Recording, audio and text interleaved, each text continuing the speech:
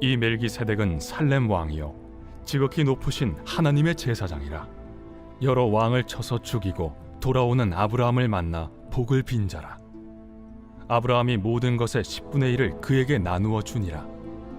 그 이름을 해석하면 먼저는 의의 왕이요 그 다음은 살렘 왕이니 곧 평강의 왕이요 아버지도 없고 어머니도 없고 족보도 없고 시작한 날도 없고 생명의 끝도 없어 하나님의 아들과 닮아서 항상 제사장으로 있느니라. 이 사람이 얼마나 높은가를 생각해보라. 조상 아브라함도 노량물 중 10분의 1을 그에게 주었느니라.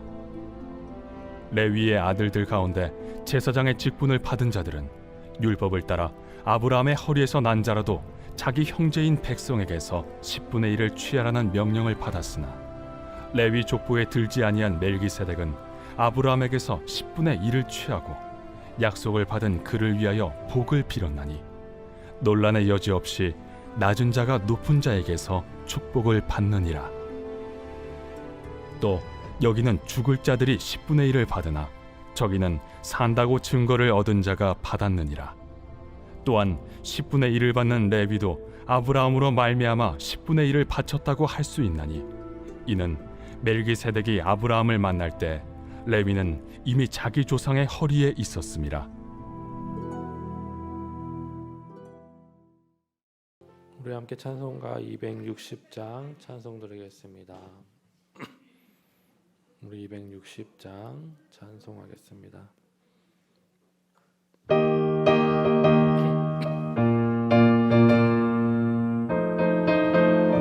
우리를 죄에서 구하시려 우리를 죄에서 구하시려 주 예수 십자가 지셨으니 기쁘게 부르세 할렐루야 나 구원 얻었네 찬송하세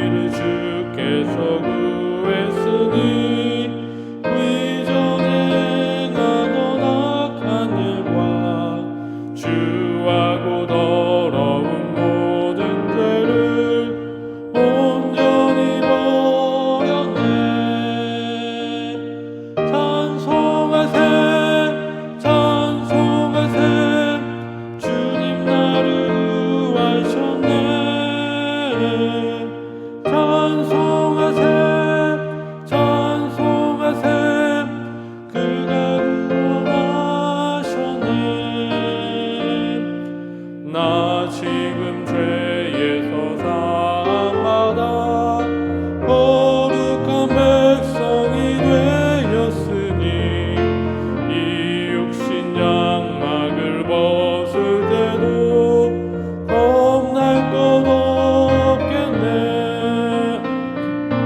찬송하세 찬송하세 주님 나를 구하셨네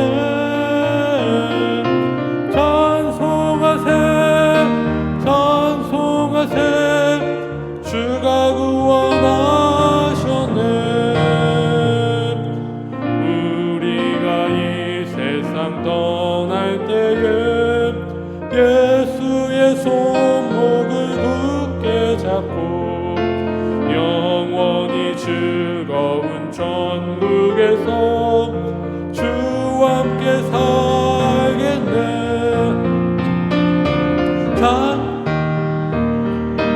찬송하세 주님 나를 구하셨네 찬송하세 찬송하세 주가 구원하셨네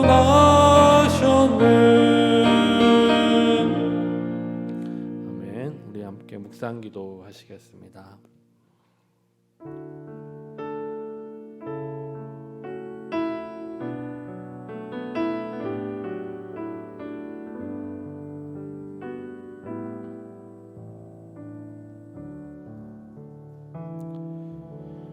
시간 주님 앞에 나와 예배할 수 있는 은혜를 감사합니다. 하나님의 은혜가 얼마나 큰지, 우리를 향한 하나님의 사랑이 얼마나 큰지 이 예배 가운데 온전히 깨닫게 하여 주시고 우리에게 믿음을 부어 주셔서 그 믿음으로 말미암아 우리에게 주어진 이 삶을 평화와 평강으로 살아가는 저희들이 될 수 있도록 도와주옵소서. 예수님 이름으로 기도합니다. 아멘. 전능하사 천지를 만드신 하나님 아버지를 내가 믿사오며 그 외아들 우리 주 예수 그리스도를 믿사오니 이는 성령으로 잉태하사 동정녀 마리아에게 나시고 본디오 빌라도에게 고난을 받으사 십자가에 못 박혀 죽으시고 장사한 지 사흘 만에 죽은 자 가운데서 다시 살아나시며 하늘에 오르사 전능하신 하나님의 우편에 앉아 계시다가 저리로서 산 자와 죽은 자를 심판하러 오시리라.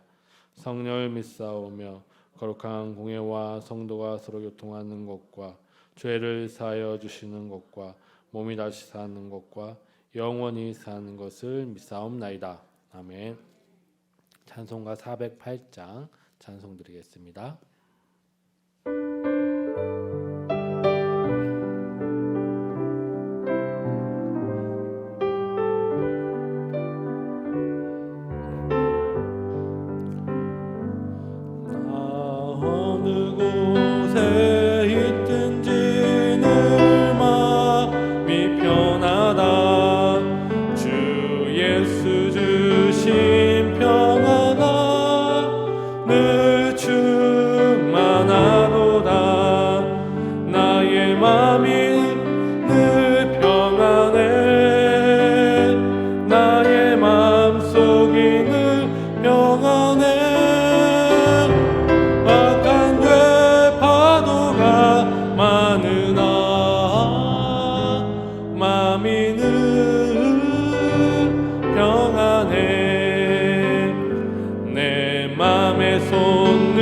영생수 한없이 흐르니 목마름 다시 없으며 늘 평안하도다.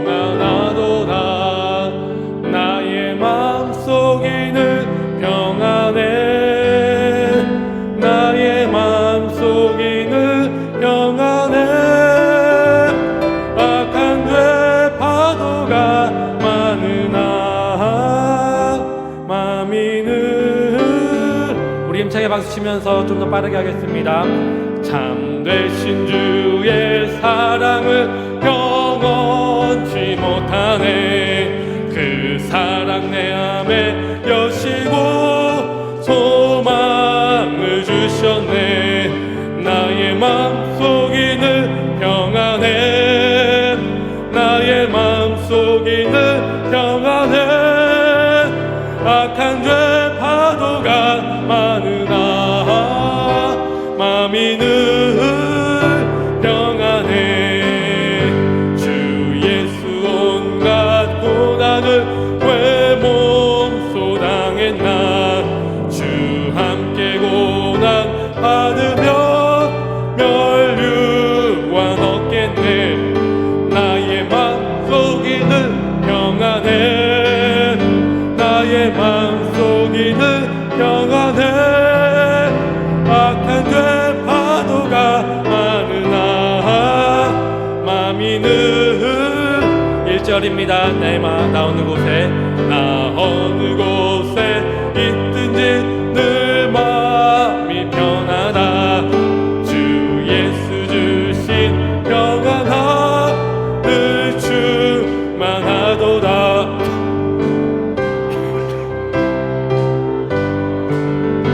나의 마음속이 늘 평안해. 악한 죄 파도가 많으나 마음이 늘 마음속이 늘 평안해. 나의 마음속이 늘 평안해.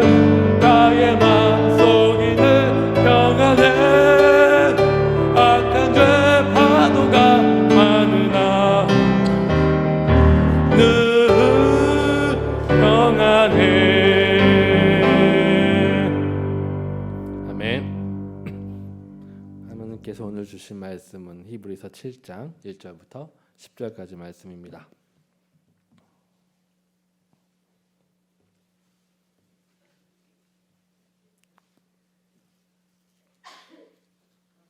히브리서 7장 1절부터 10절까지 말씀입니다.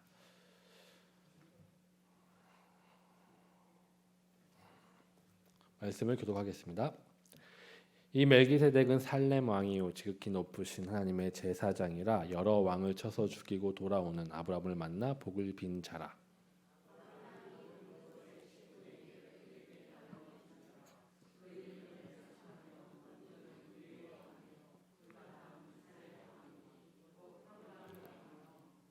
아버지도 없고 어머니도 없고 족보도 없고 시작하는 날도 없고 생명의 끝도 없어 하나님의 아들과 닮아서 항상 제사장으로 있느니라.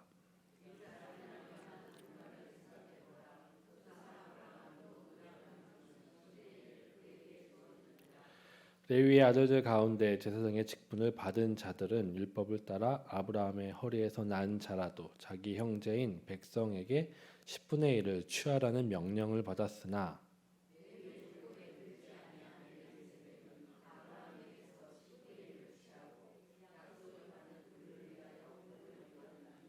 논란의 여지 없이 낮은 자가 높은 자에게 축복을 받느니라.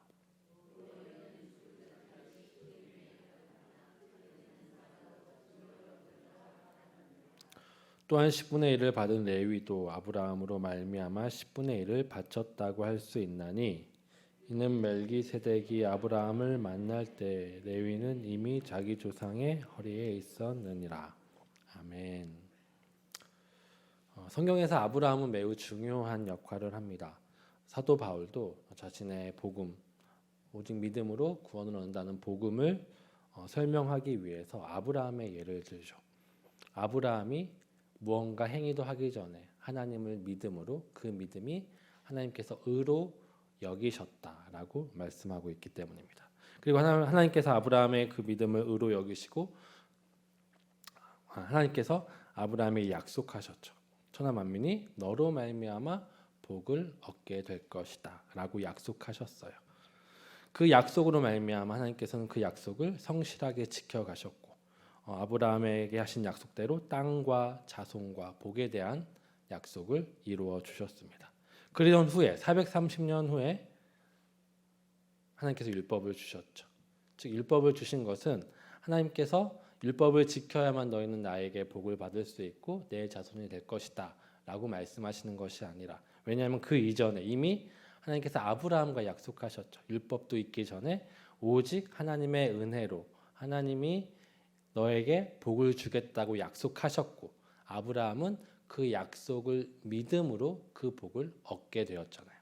그런 후에 430년 후에 이스라엘 자손에게 율법을 주신 것은 그 아브라함의 약속이 끝났다는 것이 아니라 너희가 이 율법으로 말미암아서 너희가 스스로 하나님의 복을 이룰 수 없음을 깨닫고 하나님께 돌아오게 하라는 하나님의 은혜의 방편이었습니다.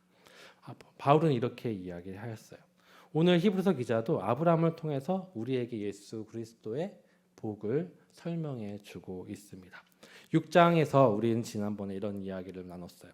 하나님께서 아브라함에게 복을 주시겠다고 약속하셨고 그 약속을 믿은 아브라함은 그 하나님의 은혜로 복을 얻게 되었습니다.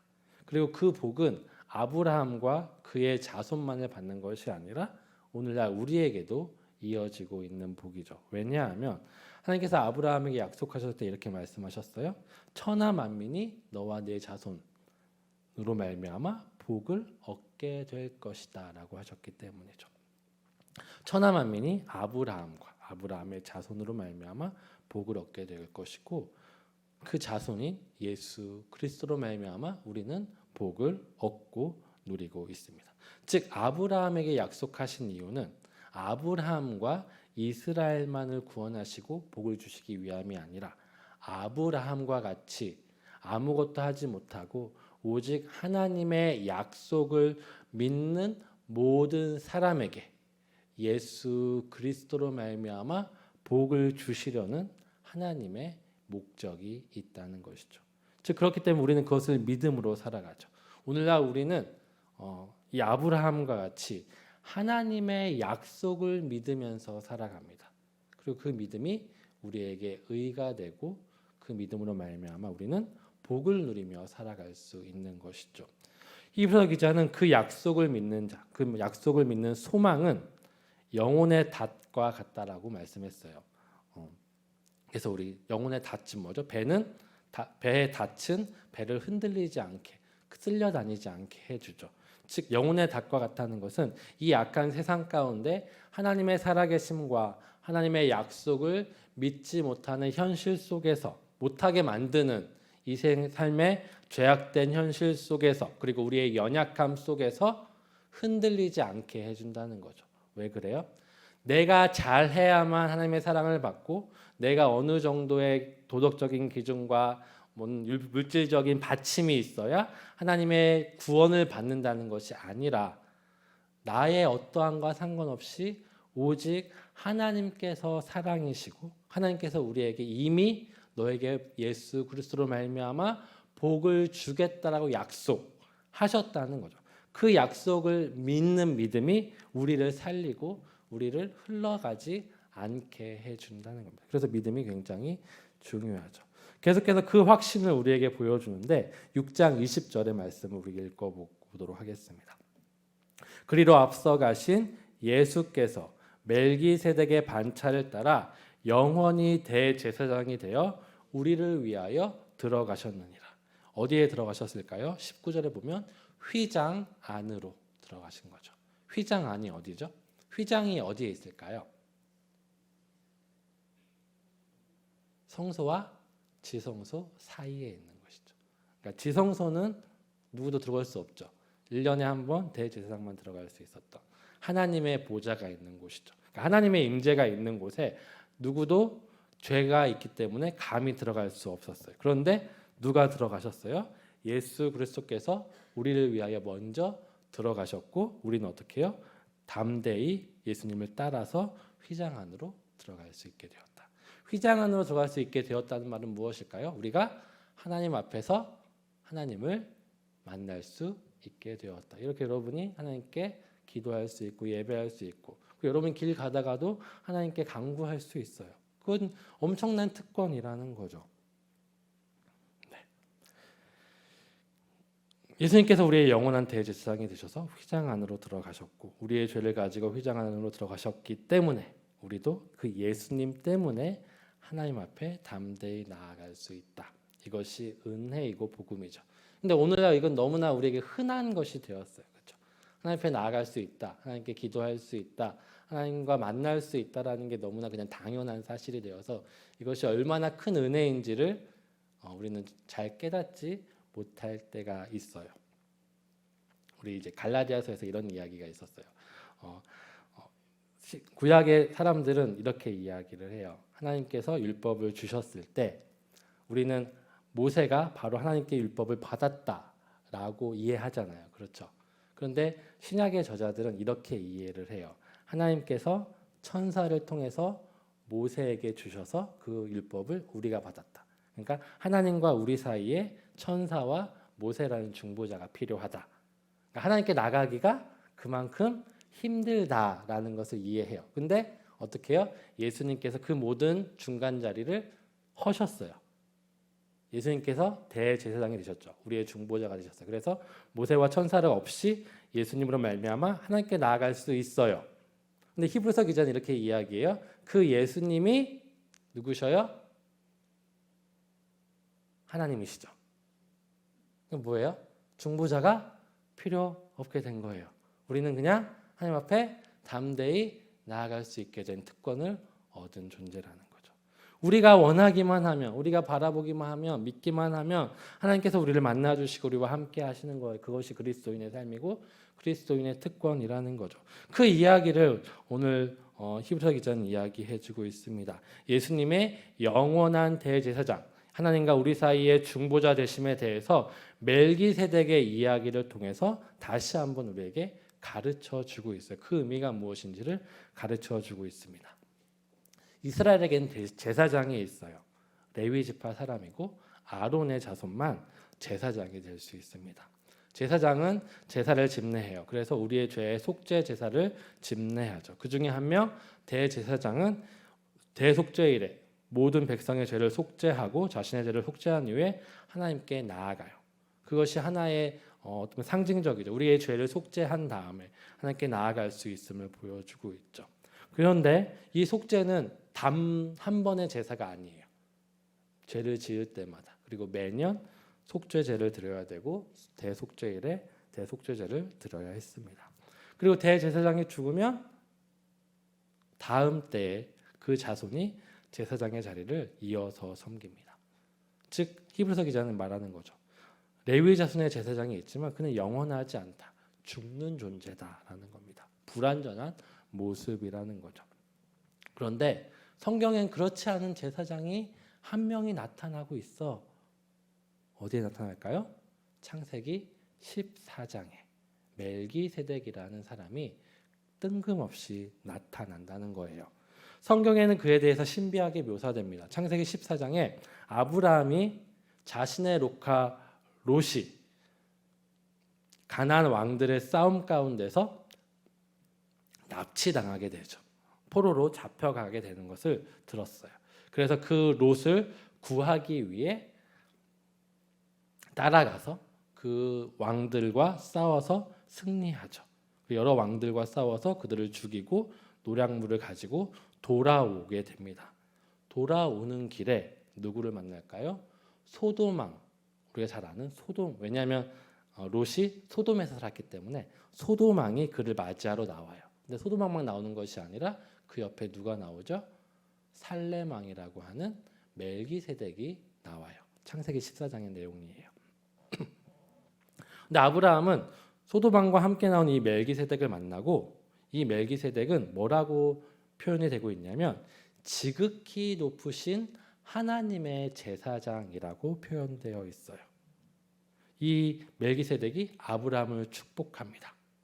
하나님의 복을 받고 하나님께 축복을 받은 아브라함이 멜기세덱의 축복을 받아요. 이 멜기세덱이 그저 이방의 신앙을 가지고 있는 제사장이었다면 아브라함은 그것을 거절했을 거예요. 근데 아브라함은 어떻게 하죠? 이 멜기세덱의 노략물의 10분의 1을 드려요. 이 사건에 대해서 우리는 기억해야 돼요. 창세기에 가나안 두 왕들의 연합 사이에 조카를 구하기 위해서 싸우는 아브라함의 의리와 용맹이라는 내용의 창세기 14장의 내용 마지막에 아브라함이 하나님의 제사장이라는 멜기세덱에게 축복을 받고 11조를 주었다는 이 사건은 아브라함의 승리에 하나님께서 간섭하신 사건이라는 것을 보여주면서 히브리서 저자는 이 사건에 나타난 한 사람인 멜기세덱이 과연 하나님의 진정한 제사장이라는 사실을 기억해야 된다고 말하는 거죠. 왜냐하면 그 승리 가운데 하나님께서 간섭하실 것이고 하나님께서 간섭하심에 대해서 아브라함은 하나님의 제사장인 멜기세덱에게 10분의 1을 율법도 없었을 때예요. 율법도 지정하지 않았을 때, 그러니까 레위 자손은 하나님의 법대로 다른 형제들에게 10분의 1을 받았지만 아브라함은 자발적으로 드렸어요. 무슨 말일까요? 명령이라기보다는 하나님께서 정말 내 삶 가운데 간섭하시고 있구나.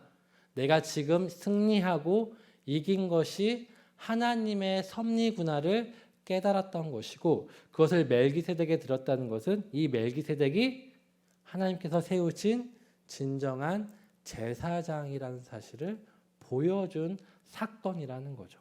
그래서 우리는 멜기세덱에 집중해야 됩니다. 이 멜기세덱에게 이야기하면서 갑자기 나타났다. 그 후에 또 사라졌어요. 사라진 멜기세덱에게 이렇게 표현합니다. 히브리서 7장 3절의 말씀입니다. 아버지도 없고 어머니도 없고 족보도 없고 시작한 날도 없고 생명의 끝도 없어서 하나님의 아들과 닮아서 항상 제사장으로 있느니라. 이 멜기세덱의 소개를 이렇게 합니다. 아버지나 어머니에 대한 소개가 없다. 성경은 항상 누구를 소개할 때 누구의 아들, 어떤 자손 이렇게 소개해요. 아빠가 확실하지 않으면, 아빠가 별로 잘 알려지지 않으면 엄마라도 이야기를 해요. 근데 멜기세덱의 엄마나 아빠에 대한 이야기가 없다는 거죠. 그리고 후에 그 멜기세덱이 갑자기 나타났음에도 불구하고 나타났지만 그 자손은 있을 수 있잖아요. 근데 성경은 그의 자손에 대해서도 침묵하고 있어요. 어떻게 죽었는지도 몰라요. 그 모습에 대해서 히브리서 기자는 이렇게 표현합니다. 그 모습이 하나님의 아들 곧 예수 그리스도와 닮았다라고 표현하죠. 이 말은 멜기세덱이 하나님의 아들 곧 예수 그리스도라는 말이 아니에요. 성경에서 표현된 멜기세덱의 모습, 모세가 하나님께 받아서 쓴 창세기에서 멜기세덱이 이렇게 기록되고 나타난 것은 하나님께서 자신의 독생자 아들 영원한 대제사장으로 세우실 자신의 아들의 모습이 어떠함을 보여주기 위해서 기록하신 이야기라는 거죠. 멜기세덱의 부모님도 쓰지 않고 그의 자손도 쓰지 않고 언제 태어났는지 언제 죽었는지도 쓰지 않은 이유는 그가 하나님의 아들과 같이 영원한 하나님의 대제사장이라는 사실을 보여주고 싶고 하나님의 아들이 왜 대제사장이 될 수 있는지를 알려주기 위해 하나의 교보제, 하나의 상징과 같은 인물이라는 거죠. 멜기세덱은 어떻게 레위 자손이 아닌 예수님께서 영원한 대제사장이 될 수 있는지를 보여주고 있어요. 갑자기 나타났지만 하나님의 제사장이죠. 그가 아브라함에게 축복하였고 아브라함이 11조를 드렸다는 사실은 그가 진정한 하나님의 제사장이라는 사실을 보여주죠. 아브라함이 그것을 인정했다는 거예요. 그렇기 때문에 아브라함은 하나님의 약속을 받고 복을 받았고 그에게 축복할 수 있는 사람은 오직 하나님의 제사장뿐이라는 것을 우리는 기억해야 되는 거죠. 아직 레위 자손이 없었을 때, 아직 아론의 자손이 태어나지 않았을 때 하나님의 제사장이 나타났고 그가 아브라함에게 복을 빌었고 아브라함은 그에게 자발적으로 11조를 드렸다. 이 모습을 통해서 하나님의 보여주시는 정말 진정한 대제사장의 표본이 존재함을 보여주고 있는 거죠.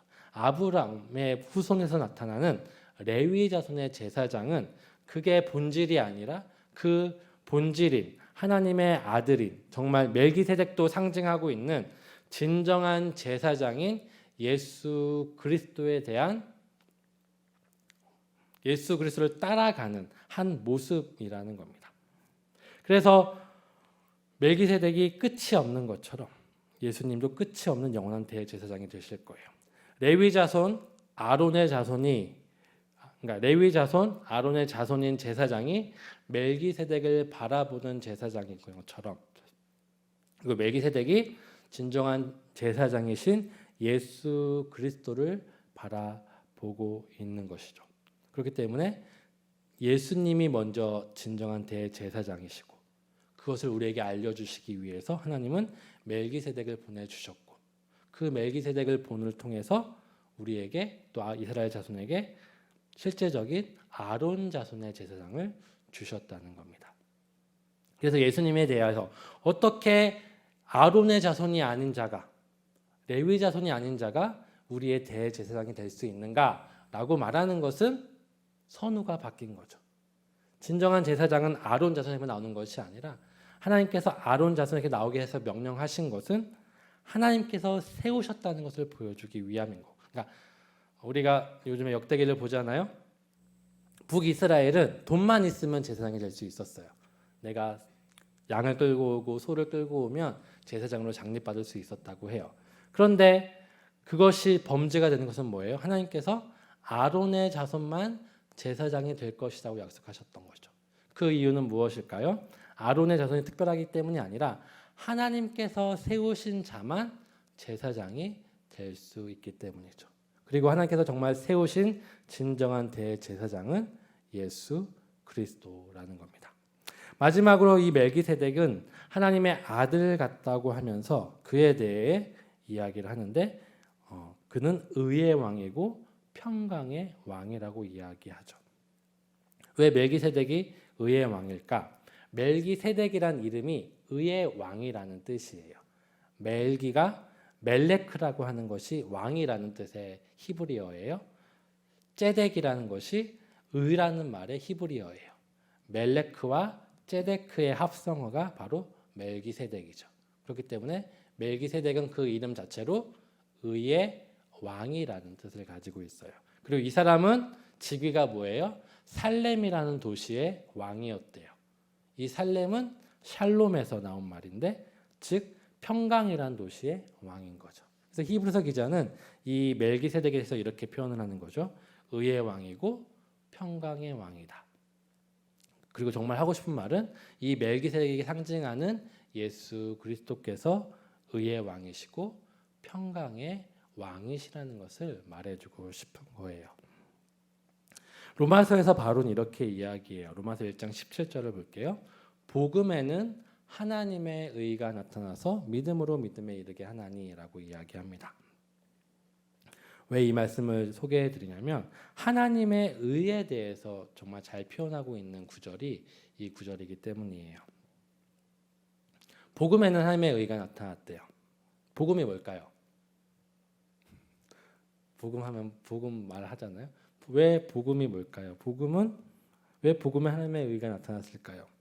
복음은 그 뒤에 있는 말일 거예요. 믿음으로 믿음에 이르게 한다.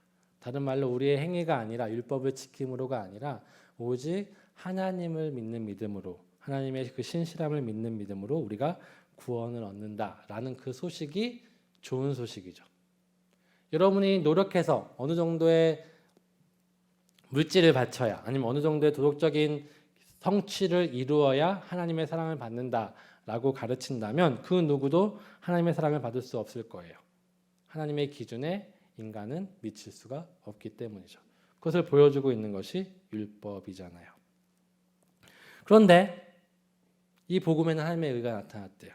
왜냐하면 우리가 못하는 것을 아시기 때문에 하나님께서 우리가 못하는 것을 대신하셨어요.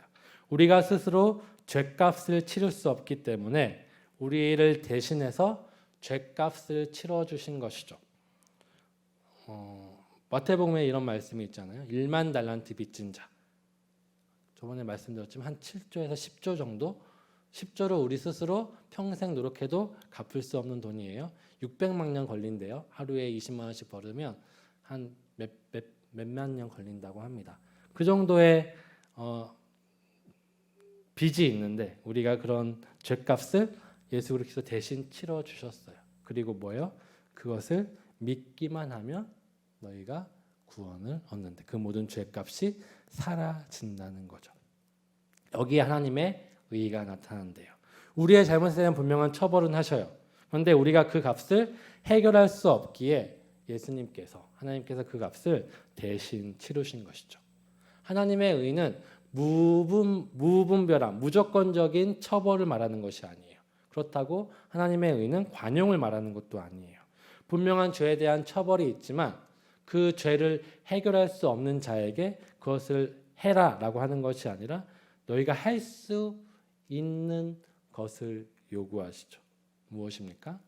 내가 너희를 위해 모든 것을 다 행했어. 그것을 믿고 받아들이기만 하면 돼라는 겁니다. 하나님의 그 의로우심으로 말미암아 우리는 구원을 받았어요. 우리는 모든 죄에서 자유하게 되었습니다. 우리 삶 가운데 평강이 찾아오게 된 것이죠.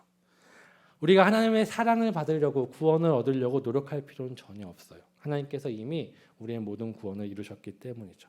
우리가 해야 할 것은 내가 스스로 구원받을 수 없다는 사실, 내가 스스로 행복해질 수 없다는 사실, 내가 스스로 온전해질 수 없다는 사실을 인정하고 우리를 위하여 모든 것을 행하셨고 행하실 하나님께 나아가기만 하면 되는 것이죠. 하나님의 의로 우리의 문제가 해결했기 때문에 우리에게 진정한 평강이 찾아온 것입니다. 즉 이 멜기세덱에 대한 호칭, 의의 왕 평강에 대한 호칭은 예수님이 대제사장으로서 행하신 그 일에 대한 결과를 보여주고 있죠. 멜기세덱의 반자를 따라 완전하시고 영원한 대제사장이신 예수님 때문에 우리는 의롭게 되었어요. 예수님의 의와 함께 우리는 의롭게 되었죠. 그리고 예수님의 그 의로우심으로 말미암아 우리 삶 가운데 진정한 평화가 찾아왔다는 것입니다. 이게 사실이에요. 현실이죠. 앞으로 일어날 것이 아니라 지금 우리 삶 가운데 이미 이루어진 일이라는 겁니다. 영원한 하나님의 아들이신 예수님께서 영원히 살아계셔서 우리를 위하여 휘장 안으로 들어가셨기 때문에 우리는 영원히 하나님의 자녀로서 하나님 앞에서 하나님의 인도하심을 따라 살아갈 수 있게 되었습니다. 지금의 우리의 상태가 그렇다는 거죠. 이것이 복음이며 이것이 우리가 가진 그리스도인이 가진 특권입니다. 우리는 아무것도 아니지만 예수님께서 우리의 대제사장 되시기 때문에 우리의 삶은 무언가 특별하고 무언가 새로워졌어요. 무엇이 문제일까요? 내 삶은 똑같은 것 같은데요. 내 삶은 여전히 힘들고 고민도 많고 아픔도 많은데요. 하나님께서 우리에게 변화시켰다는 그 사실과 그 생명이 우리에게 없는 것 같아 보이는 이 시간 가운데 우리가 해야 할 것은 무엇일까?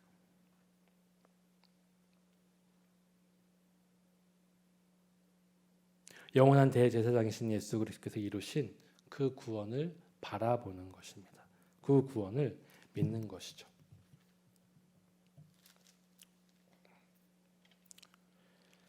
그렇기 때문에 히브리서 기자는 이 이야기를 계속해 나간 후에 11장 12장에서 예수를 깊이 바라보라, 예수를 믿음으로 나아가라라고 이야기할 것입니다.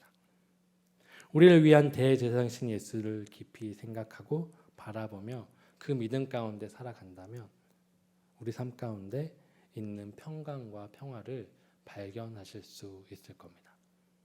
세상의 모습과 세상의 기준에 비추어 봤을 때 우리의 삶의 모습은 불완전하고 원망할 만하고 불평한 것이 가득할 수 있어요. 우리의 현실적인 모습에 봤을 때 나의 기준에서 봤을 땐 분명히 그럴 수 있는 것 같아요. 저도 하루에도 수십 번씩 원망하고 낙담하고 도망가고 싶고 포기하고 싶어하는 마음들이 가지고 있단 말이죠. 저의 연약함 때문에, 저의 부족함 때문에 제가 정말 말도 잘하고 정말 저의 설교를 통해서 많은 사람들이 변화되고 또 제가 청년부를 맡고 있잖아요. 저로 말미암아 청년부가 부흥되고 그럼 얼마나 좋을까 라는 생각들을 많이 해요. 저기 큰 교회 목사님들처럼 부흥하시는 목사님처럼 능력 있는 사람이 되었으면 참 좋겠다. 그러지 못하는 나의 모습이 정말 부끄럽고 연약하고 내가 정말 자격이 있을까라는 생각들도 많이 하곤 합니다. 그렇기 때문에 하나님께서 주시는 것은 네가 스스로 그 모든 것을 이룰 수 없다는 거죠. 그분들이 그분들의 능력으로 그런 일을 행하는 것이 아니라는 사실입니다. 저의 자리 가운데 하나님께서 보내시는 뜻이 있고 저의 자리를 통해서 하나님께서 행하시는 일이 분명히 있다라는 거죠. 나의 연약함 때문에 세상의 악함 때문에 낭망하고 포기하고 절망하고 싶을 때마다 하나님께서 주시는 것은 내가 너를 얼마나 사랑하는지, 내가 너를 위해서 이미 이루어준 그 구원이 무엇인지를 바라보기를 원하시는 하나님의 뜻을 발견하곤 합니다. 그것 때문에 살아가는 것 같아요. 내 믿음의 연약함들을 다시 한번 자각하면서 다시 믿음을 온전케 하기 위하여 몸부림치는 것 같습니다. 우리의 삶의 고통과 슬픔의 가장 큰 이유는 우리의 믿음의 연약함인 것 같아요. 하나님께서 주무시기 때문도 아니고 하나님께서 우리의 삶을 외면하시기 때문도 아니죠.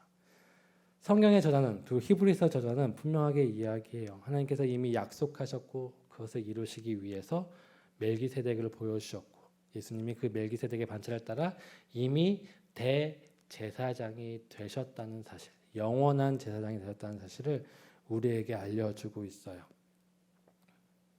변하는 건 하나님의 마음이 변하는 게 아니라 예수님께서 대제사장의 자리에서 올라갔다가 내려가는 게 아니라 나의 믿음, 내 생각이 변할 뿐인 것이죠.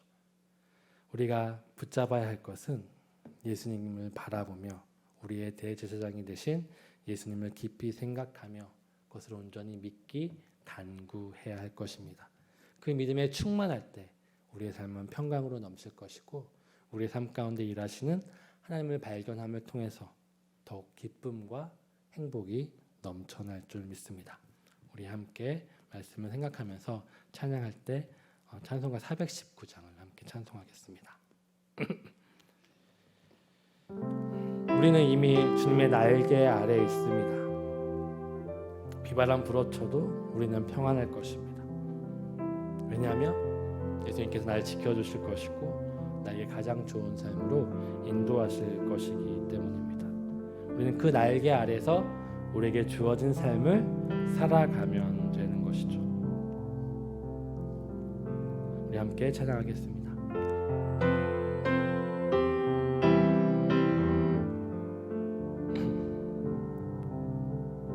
주 날개 밑 내가 평안히 쉬네 밤 깊고 비바람 불어쳐도 아버지께서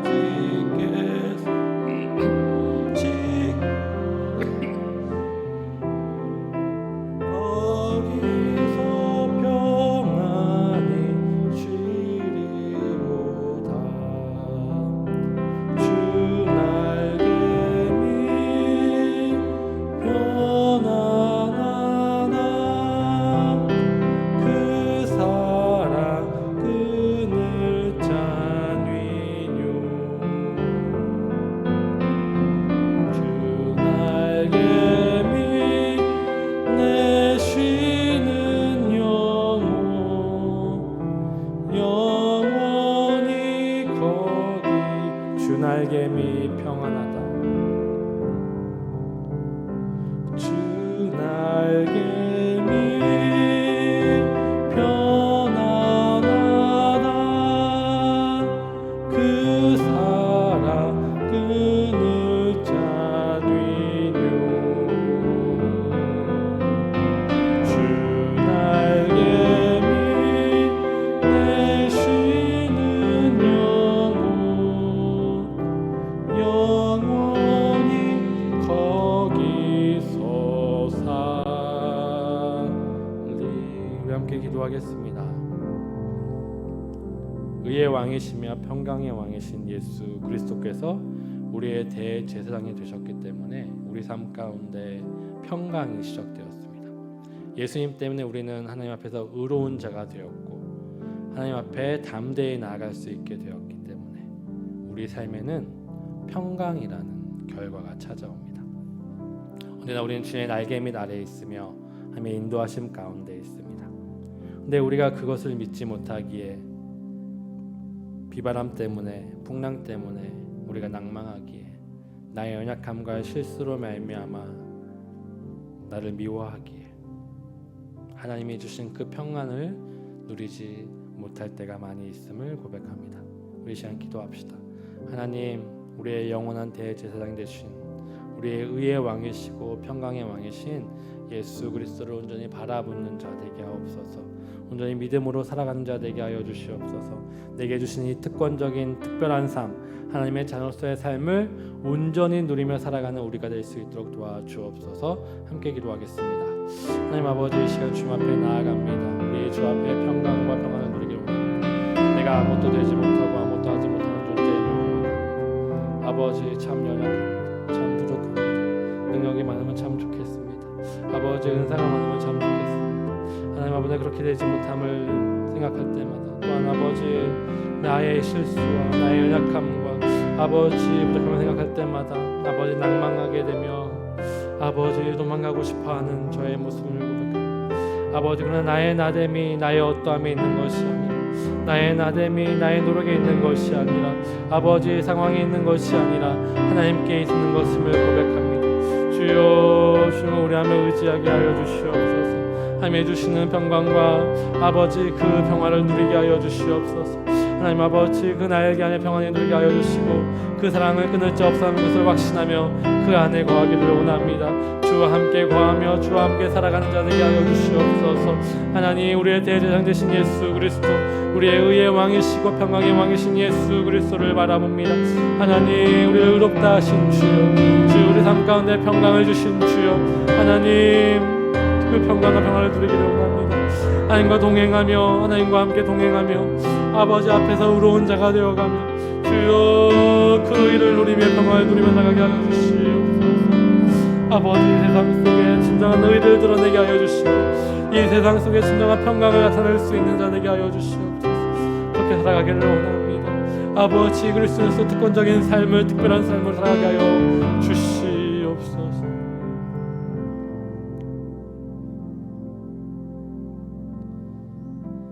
하나님, 우리가 얼마나 특별한 사람인지 존재인지를 잊을 때가 많이 있습니다.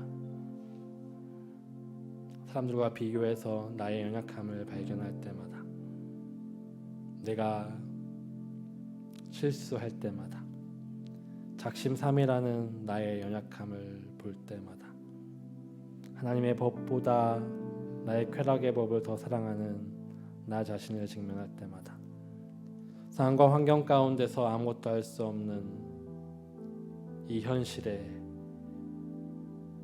직면할 때마다 우리는 낭망하게 되고 절망하게 됩니다. 그러나 그런 우리를 사랑하셔서 독생자도 아끼지 않으시고 보내주시며 우리를 그 앞으로 인도하신 하나님의 사랑이 있음을 기억합니다. 다른 것도 아니라 우리가 아무것도 할 수 없음을 기억하고 하나님께서 이 모든 것을 행하신다는 그 사실을 믿기만 하면 하나님의 자녀가 되는 특권을 주신다는 그 사실을 우리가 기억합니다. 그 믿음으로 우리는 정말 특별한 존재가 되었습니다. 이 세상 속에서, 이 절망적인 존재 속에서 하나님의 사랑이 자라나며 하나님의 능력이 나타나며 하나님의 은혜가 부어집니다. 하나님과 함께 동행하는 삶, 하나님의 인도함을 받는 삶, 하나님의 사랑을 경험하는 삶, 이 특별하고도 특별한 삶을 우리는 너무나 쉽게 잊어버릴 때가 있습니다.